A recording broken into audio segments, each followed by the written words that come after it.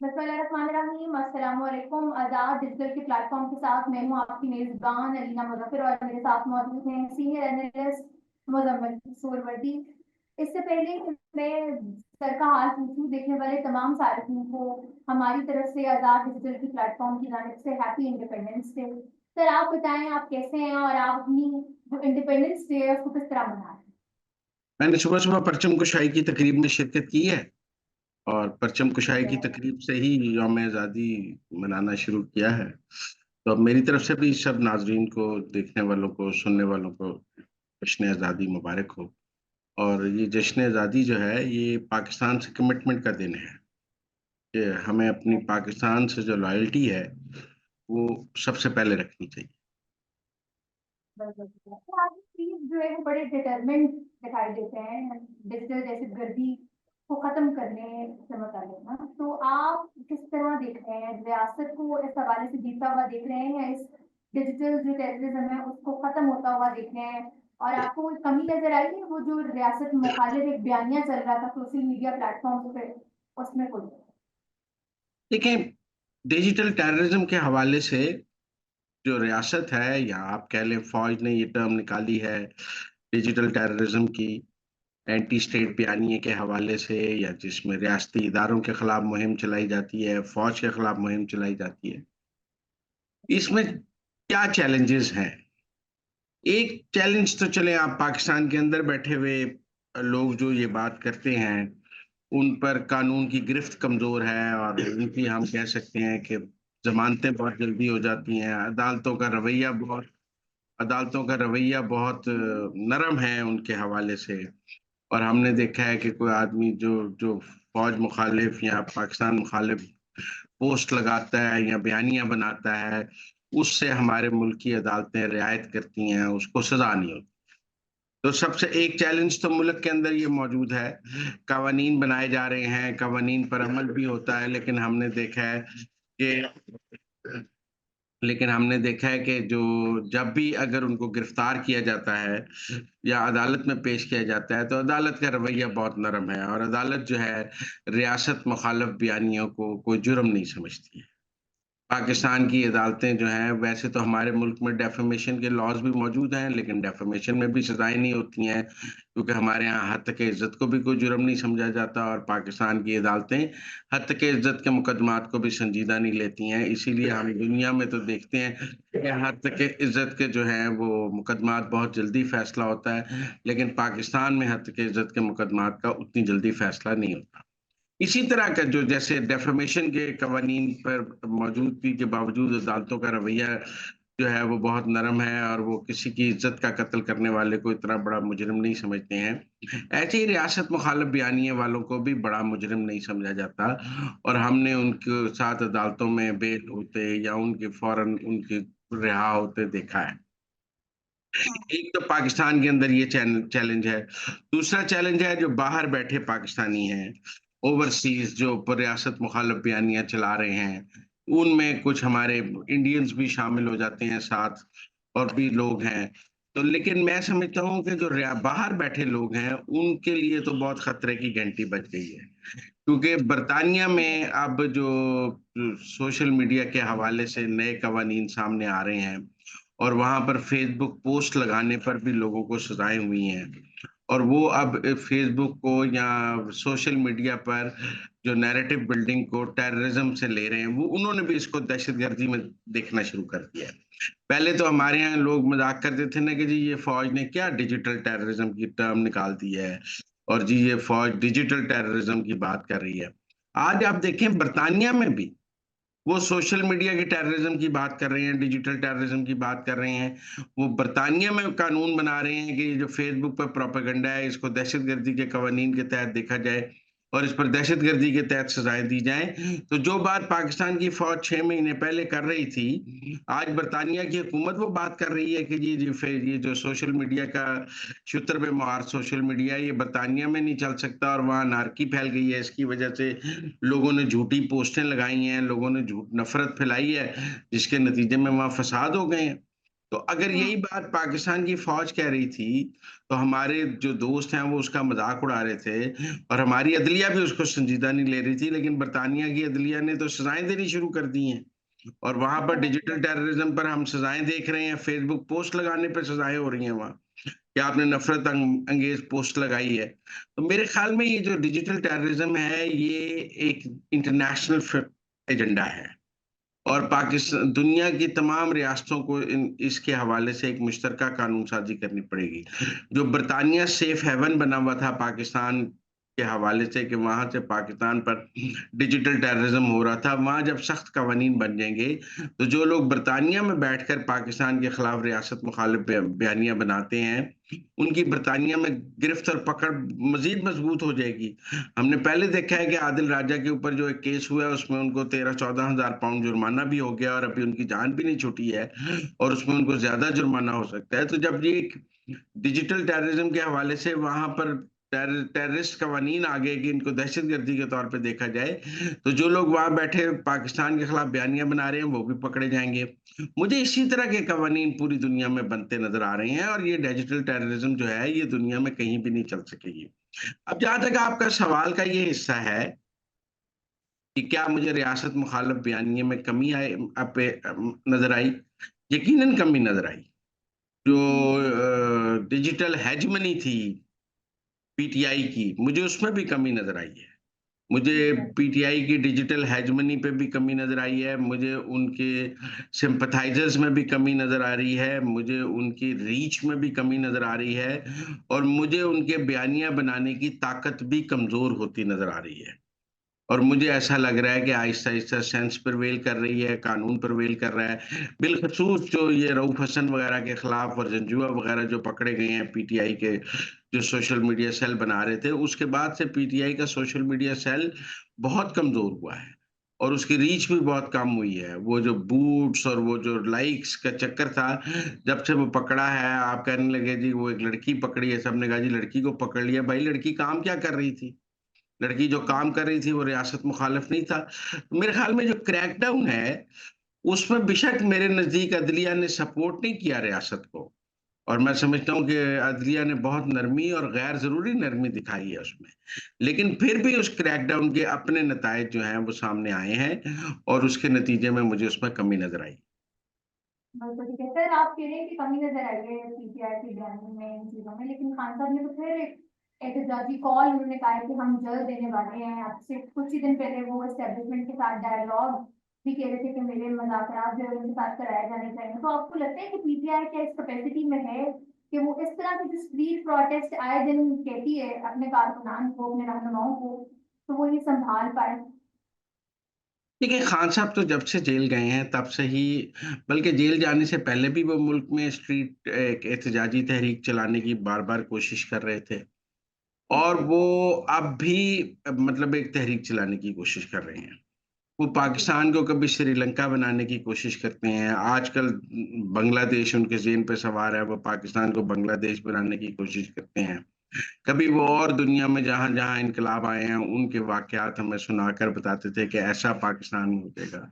लेकिन एक बात तहरीक इंसाफ को समझनी होगी कि जब वो अपनी मकबूलियत की मिराज पर भी थे तब भी वो कोई लाखों लोग सड़कों पर लाने की पोजीशन में नहीं थे। 9 मई की नाकामी की सबसे बड़ी वजह ये है, अगर खान साहब के तनाजुर से देखा जाए, कि लोग नहीं निकले। कोर कमांडर हाउस के बाहर भी चंद सैकड़ों लोग थे, जीएचक्यू के आगे तो वैसे ही 100-200 लोग थे। हर जगह उनके कारकुन तो मौजूद थे, अवाम मौजूद नहीं थी। एहतजाजी तहरीकें जो हैं वो सियासी कारकुनों के सर पे नहीं चलती, अवाम के सर पे चलती हैं। और ये जो आप रोज अदालत में जलसे की इजाजत लेने पहुंच जाते हैं कि मैंने जलसा करना है, मुझे इजाजत चाहिए, एहतजाजी तहरीकें कभी इजाजत से भी नहीं चलती। कभी हुकूमत प्लेट में रख के इजाजत नहीं देती कि आप तहरीक चला लें। बांग्लादेश की हुकूमत ने इजाजत दी थी तलबा को तहरीक चला लें, या श्रीलंका में लोगों को इजाजत की दरकार थी। मेरे ख्याल में तहरीक इंसाफ अपनी स्ट्रीट पावर बहुत हद तक लूज कर गई है और उनकी स्ट्रीट पावर में बहुत कमी आई है। उसकी वजह है कि उनका कारकुन भी उनसे दूर हो गया है। और लोग भी उनके लिए बाहर निकलने को तैयार नहीं हैं। मुझे पाकिस्तान में फ़िलहाल कोई अवामी एहतजाजी तहरीक नज़र नहीं आ रही। खान साहब ने तलबा के पहले वकला की तहरीक चलाने की कोशिश की, फिर ऑपोज़िशन की तहरीक चलाने की कोशिश की, अब तलबा की तहरीक चलाने की कोशिश कर रहे हैं। लेकिन मुझे ऐसी कोई भी तहरीक कामयाब होती नज़र नहीं आ रही। आपको जो है वो कामयाब होती दिखाई नहीं दे रही। पीटीआई ने डिसोसिएट अपने आप को करार दिया जनरल फैज हमीद से, और उन्होंने कहा कि जो भी इनकी इंक्वायरी हो रही है, ये जो फौज है इसका अंदरूनी मामला है। तो आप इस मैटर को किस तरह देखते हैं, और ये जो स्टेटमेंट है कि वो बिल्कुल ही लाताल्लुक हो गए हैं अब जनरल फैज हमीद से, आपकी क्या राय है? मुझे लगता है तहरीक-ए-इंसाफ सख्ते में है। मुझे लगता है बानी तहरीक-ए-इंसाफ पर भी सख्ता है इस वक़्त फैज़ हमीद। देखिए फैज़ हमीद की हैसियत तहरीक-ए-इंसाफ में गॉडफ़ादर से कम नहीं। अगर तहरीक-ए-इंसाफ का कोई हकीकी अबू था, तो वो जनरल फैज़ हमीद थे। वो जब वो कहते और तहरीक-ए-इंसाफ को जो भी तहरीक-ए-इंसाफ ने रियासत मुखालिफ का बयानिया बनाया है, फ़ौज मुखालिफ बयानिया बनाया है, या जो भी असेंबलियाँ तोड़ी हैं, जो भी आसिम मुनीर की अपॉइंटमेंट के वक़्त जो कुछ हुआ है, वो सब कुछ फैज़ हमीद साहब करा रहे थे। और आपको याद है फवाद चौधरी साहब ने अपने एक इंटरव्यू में कहा भी था कि हम तो जर्नैलों की लड़ाई में पिस के रह गए। एक ग्रुप की हिमायत करते-करते हम जो है बिल्कुल तबाह हो गए। लिहाज़ा मेरा ये ख़्याल है कि जनरल फैज़ हमीद की गिरफ्तारी ने तहरीक-ए-इंसाफ के एसाब शल कर दिए हैं।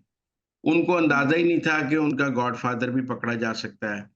और बानी पीटीआई भी फैज़ हमीद पर बहुत ट्रस्ट कर रहे थे कि वो फ़ौज के अंदर उनके लिए इनरोड्स पैदा करेंगे। जो लोग ये बात करते थे ना कि नहीं बानी पीटीआई को अंदर से हमायत हासिल है, अंदर से हमायत हासिल है।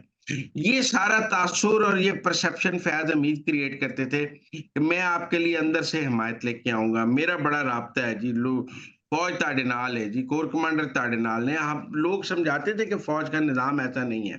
लेकिन एक जो हमें डिफाइंस में एक वो नज़र आती थी, वो इनपुट फैज़ हमीद साहब का यकीनन होगा, उसके बगैर हो नहीं सकता। तो लिहाज़ा मेरे ख़्याल में तहरीक-ए-इंसाफ ने खुद को डिसएसोसिएट नहीं किया। तहरीक-ए-इंसाफ सख्ते में है। ये ऐसे ही है जैसे मैं किसी जगह से ताकत हासिल करता हूँ या कोई मैं हो तो मेरा जिससे मैं ताकत लेता हूँ, वही पकड़ा जाए। तो वो डिसएसोसिएट नहीं कर रहे, लेकिन सिर्फ़ तहरीक-ए-इंसाफ सख्ते में नहीं है। मुझे पाकिस्तान की ज़्यादातर सियासी जमातें सख्ते में नज़र आ रही हैं कि ये क्या हो गया? तहरीक-ए-इंसाफ का तो बहुत डिपेंडेंस था और तहरीक-ए-इंसाफ तो बहुत डिपेंड कर रही थी फैज़ हमीद पर, और हम फैज़ हमीद साहब को तहरीक-ए-इंसाफ के अगले दौर में कोई बड़े मेजर रोल में भी देख रहे थे। बल्कि बहुत सारे लोग तो ये भी बात करते थे कि फैज़ हमीद साहब ऐसे भी एस्पायर करते हैं कि जब उनके 2 साल पूरे हो जाएँ और इमरान खान माइनस हो जाएँ, तो वो पीटीआई में इतने मकबूल हैं कि वो इमरान खान की जगह ले सकते हैं तहरीक-ए-इंसाफ। आप बात समझें। तो लेकिन मैं ये समझता हूँ कि फैज़ हमीद साहब का फ़ील्ड कोर्ट मार्शल जो है, वो तहरीक-ए-इंसाफ पर एक ज़लज़ले की तरह आया है, और ये ज़लज़ला इतनी शिद्दत का था कि तहरीक-ए-इंसाफ खुद को सँभाल नहीं पा रही इस ज़लज़ले से, और उनको अंदाज़ा नहीं था कि आसिम मुनीर साहब ये भी कर सकते हैं। लेकिन फ़ैज़ हमीद साहब के केस में अभी आगे बहुत से स्टेप्स हैं। ये तो अभी सब भी कह रहे हैं आगाज़ है, इंतहा नहीं है। मुझे इसमें बहुत सारी ऐसी चीज़ें सामने आती नज़र आ रही हैं। मुझे इसमें से इस एक ज़लज़ले में से बहुत से ज़लज़ले नज़र आ रहे हैं, और मुझे इस एक सकते में से आगे बहुत से सकते नज़र आ रहे हैं। और मुझे लग रहा है कि तहरीक-ए-इंसाफ को ज़हनी तौर पर खुद को तैयार करना चाहिए कि उन्हें आगे भी इस किस्म के बहुत से सकते और बहुत से ज़लज़ले देखने हैं। क्योंकि फैज़ हमीद किसी फ़र्द का नाम नहीं था। फैज़ हमीद के साथ यकीनन एक सेल था जो पीटीआई के लिए काम कर रहा था, और डिसमेंटलिंग ऑफ दैट सेल जो है, जो सेल उनके लिए डिफाइंस इन द एस्टेब्लिशमेंट का काम कर रहा था, उसका जो है डिसमेंटल होना जो है, वो शुरू हो गया। जैसे हमने पहले देखा कि उनके सोशल मीडिया सेल की डिसमेंटलिंग हुई, अब मुझे उनके ये जो सेल था, जो एस्टेब्लिशमेंट में इनरूट्स और डिफाइंस पैदा करने की कोशिश करता था, उसकी डिसमेंटलिंग भी नज़र आ रही। बिल्कुल, ठीक है। सर, कल वज़ीर-ए-आला पंजाब मोहतरमा मरीम नवाज़ साहिबा ने मियां सनू में विज़िट किया असद नदीम के ऑनर में, और फिर वहाँ पे उसको काफ़ी मुतअद्दिद मराद भी दी गई। पंजाब गवर्नमेंट की जानिब से एक अदद गाड़ी भी दी गई है, फिर गोल्ड मेडल और इस तरह की काफ़ी चीज़ें। इस तरह का जो पीएमएलएन का इनिशिएटिव है, इस तरह की स्टार्स को लेके आप उसको किस तरह देखते हैं यूथ के बारे में?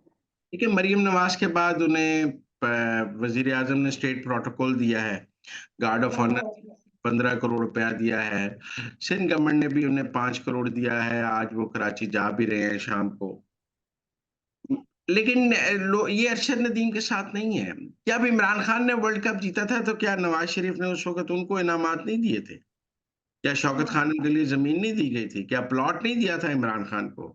क्या इमरान खान को सपोर्ट नहीं किया था नून लीग ने? क्या आप बात समझे ना, इमरान खान ने शौकत खानम के लिए जमीन भी दी, पैसे भी दी, उसके अलावा प्लॉट भी दिया इमरान खान को, और भी पूरी टीम को उस वक्त इनामात दिए थे। तो ये मुस्लिम लीग नून ने हमेशा से ही प्लेयर्स को, पीछे हॉकी की टीम जीती है तो प्राइम मिनिस्टर ने हॉकी की टीम को भी पूरे प्राइम मिनिस्टर हाउस बुला के उनको भी इनामात दिए थे।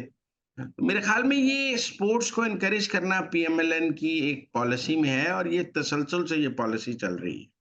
और ये कोई अरशद नदीम के लिए नहीं है। मैं ये समझता हूँ कि अरशद नदीम की जो जीत है वो भी तहरीक इंसाफ को पसंद नहीं आई है। आप देखें ना जी, हाँ, गवर्नमेंट का रवैया देख लें या पीटीआई के लोगों का रवैया देख लें, वो तो अरशद नदीम को अपनी सौतन समझ रहे हैं। वो तो अरशद हाँ, नदीम की जीत को, मेरा मतलब है, ऐसे देख रहे हैं जैसे उनके खान का हीरोइज्म कम हो गया है और एक नया हीरो पैदा हो गया है, तो वो समझ रहे हैं कि हमारी तो सौतन आ गई है। हम तो अकेले खान को बेचते थे, ये कौन आ गया जिसने 116 साल रिकॉर्ड तोड़ दिया है और ये पाकिस्तान के लोगों को एक नया हीरो मिल गया है। हम तो 92 से एक ही हीरो बेच रहे थे।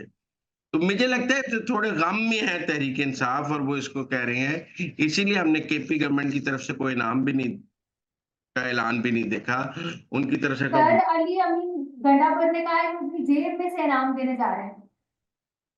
मेरे ख्याल में वो डिजिटल टेररिज्म के लिए या अपने डिजिटल नैरेटिव के लिए तो हजारों लोग भर्ती कर लेते हैं रियासत के हम्म। पैसों में से, जो उनकी पार्टी का बयानिया चलाते हैं। अरशद नदीम के लिए नहीं है उनके पास पैसे। बड़ा ही वीक सर आदमी। नहीं, देखिए जेब से वो देने लगे हैं इनाम, पता ये नहीं भी जेब एक से क्या बहुत बड़े ऑनर की बात होती है कि फंड में से नहीं वो देना चाह रहे, वो हुआ है। पॉकेट में से दे रहे हैं। देखिए, उनके ऊपर क्रिटिसिज्म भी बहुत हुआ है। वो अपने क्रिटिसिज्म को बचाना चाह रहे हैं। यकीनन आप माने केपी गवर्नमेंट ने और पीटीआई के अंदर उनने अरशद नदीम को वैसे वेलकम नहीं किया जैसे एक हीरो को किया जाता है। और उनका उनका रवैया ऐसे ही था जैसे आप पर कोई बहुत ही खूबसूरत सौतन आ जाए तो आप उससे जेलस हो जाते हैं। तो ये वो हम्म। उनके अंदर जो एक हसद मुझे नजर आया अरशद नदीम के लिए, वो बड़ा ही अफसोसनाक है, और मुझे लगता है कि ये नहीं होना चाहिए था। बहुत शुक्रिया आपके वक्त का, आपसे मुलाकात होगी नेक्स्ट वीक में, तब तक रखें अपना ख्याल रखना।